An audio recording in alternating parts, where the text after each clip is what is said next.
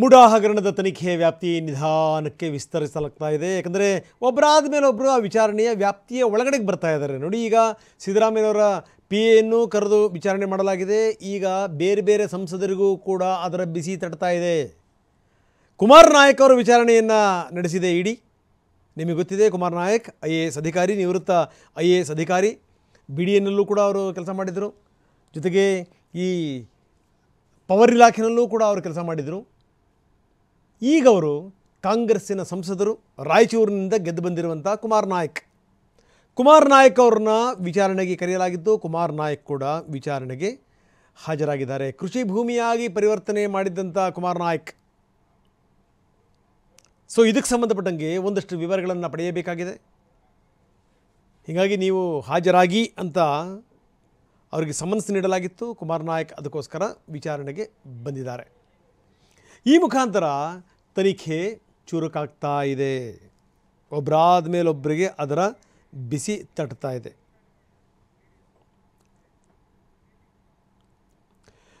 ಇನ್ನು ಅವರ ಆಪ್ತ ಸಹಾಯಕ ಸಿದ್ದರಾಮಯ್ಯನವರ ಆಪ್ತ ಸಹಾಯಕ ಕುಮಾರ್ ಅನ್ನುವಂಥವರ ವಿಚಾರಣೆಯನ್ನು ಕೂಡ ಮಾಡಲಾಗಿದೆ.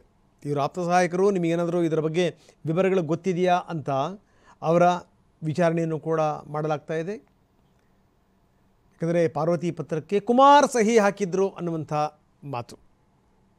ಈ ನಕಲಿ ಸಹಿ ಪತ್ರ ಇದೆಯಲ್ಲ, ಇದಕ್ಕೆ ಸಂಬಂಧಪಟ್ಟಂಗೆ CM ಆಪ್ತ CT ಕುಮಾರ್ ಅಲಿಯಾಸ್ ದಿನೇಶ್ ಕುಮಾರ್ ಅವರ ವಿಚಾರಣೆಯನ್ನು ಕೂಡ ಮಾಡಲಾಗಿದೆ.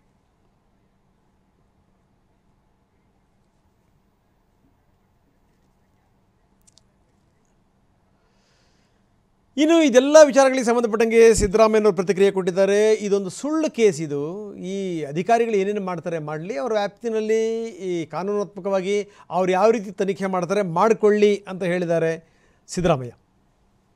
ಕುಮಾರ್ ನಾಯಕ್ ಅವರನ್ನ ಇವತ್ತು ಇಡಿ ಮತ್ತೆ ವಿಚಾರಣೆ ಕರೆದಿದೆ ಸರ್. ರಾಯಚೂರು MP ಕಾನೂನು ಪ್ರಕಾರ ಏನು ಮಾಡಬೇಕು ಮಾಡಿ ಸರ್. ಇಡಿ ಅವರು ಓವರಾಲ್ ಆಗಿ ಹಗರಣ ತನಿಖೆಗಿಂತ ಹೆಚ್ಚಾಗಿ ನಿಮ್ಮ ಪತ್ನಿ 14 ಸೈಟ್ಗೆ ಸಂಬಂಧಪಟ್ಟಂತ ಕಾನ್ಸಂಟ್ರೇಷನ್ ಜಾಸ್ತಿ ಆಗಿದೆ ಅಂತ ಅನಿಸ್ತಾ ಇದೆ. ಯಾಕಂದ್ರೆ ದೇವರಾಜ್ ಅವರು ಕರೆದಿದ್ರು ಮೊನ್ನೆ, ಈಗ ಕುಮಾರ್ ನಾಯಕ್ ಅವರು ಕರೆದಿದ್ದಾರೆ. ಈಗ ಅದು ಒಂದು ಇಡಿ ತನಿಖಾ ಸಂಸ್ಥೆ, ಅವ್ರು ಏನು ತನಿಖೆ ಮಾಡ್ತಾರೆ ನಾವು ಅಡ್ಡ ಬರಲ್ಲ. ಈಗ ನಾನೇನು ಹೇಳಲ್ಲ, ಅದ್ರ ಮೇಲೆ ಏನು ಕಾಮೆಂಟ್ ಏನು ಮಾಡಲ್ಲ.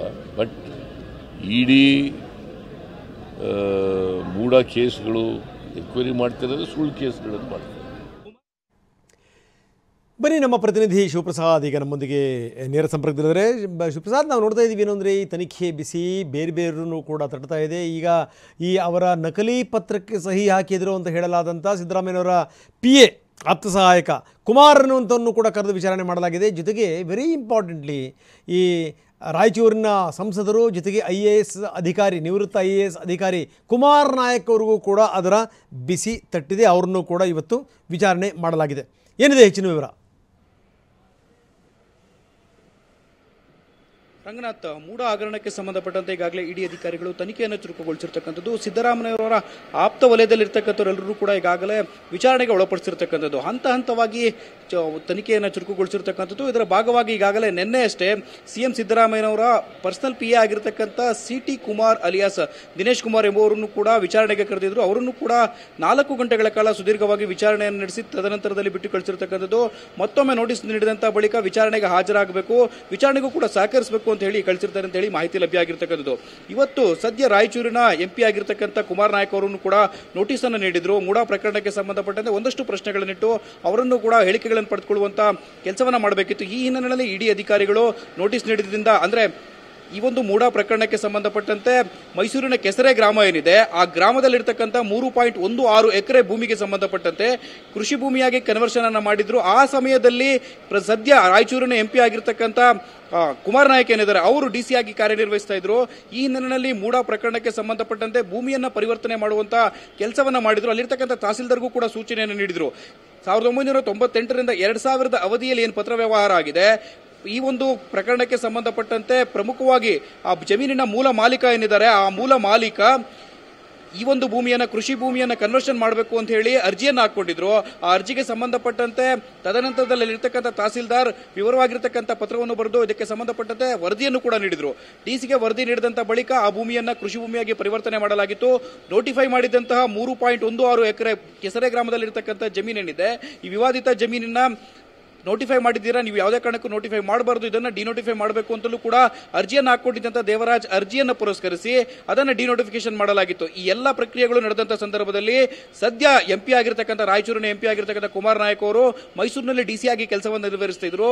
ಸ್ಪಾಟ್ ಇನ್ಸ್ಪೆಕ್ಷನ್ ಅನ್ನ ಮಾಡದೆ ನೀವು ಈ ರಿಪೋರ್ಟ್ ಅನ್ನ ಪಡೆದುಕೊಂಡಿದ್ದೀರಾ, ತದನಂತರದಲ್ಲಿ ಇದನ್ನ ಕೃಷಿ ಭೂಮಿಯಾಗಿ ಪರಿವರ್ತನೆ ಮಾಡಿದ್ದೀರಾ ಎಂಬಂತ ವಿಚಾರಗಳಿಗೆ ಸಂಬಂಧಪಟ್ಟಂತೆ ಒಂದಷ್ಟು ಸ್ಪಷ್ಟೀಕರಣಗಳನ್ನ ಇಡಿ ಅಧಿಕಾರಿಗಳು ಪಡೆದುಕೊಳ್ಬೇಕಿದೆ. ಈ ಹಿನ್ನೆಲೆಯಲ್ಲಿ ಅವರಿಗೆ ನೋಟಿಸ್ ಅನ್ನು ನೀಡಿದ್ರು.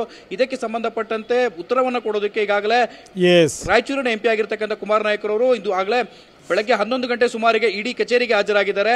ಅವರ ಮುಂದೆ ಪ್ರಶ್ನೆಗಳನ್ನಿಟ್ಟು ಉತ್ತರ ಪಡೆಯುವಂತಹ ಪ್ರಯತ್ನವನ್ನು ಕೂಡ ಇಡಿ ಅಧಿಕಾರಿಗಳು ಮುಂದುವರಿಸಿರ್ತಕ್ಕಂಥದ್ದು. ರಂಗನಾಥ್, ಓಕೆ, ಧನ್ಯವಾದ ತಮ್ಮೆಲ್ಲ ಮಾಹಿತಿಗೆ.